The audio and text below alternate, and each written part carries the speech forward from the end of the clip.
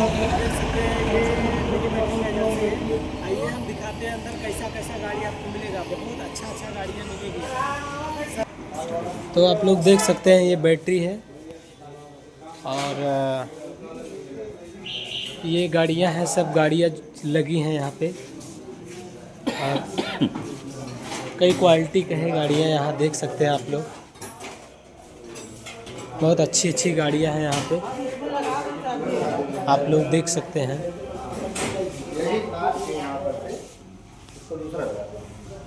देख सकते हैं आप लोग।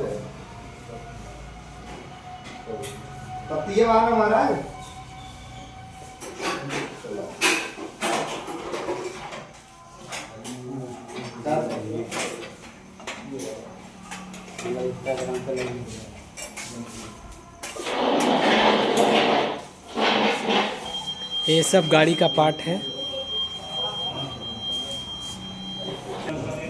जो बाहर गाड़ी खड़ी है आप लोग को दिखाते हैं, आइए।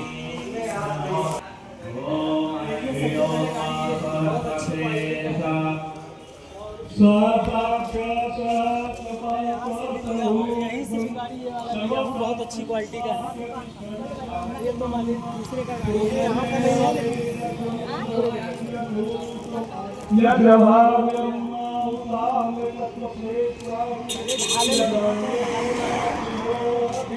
बेस्ट क्वालिटी का ये रहा।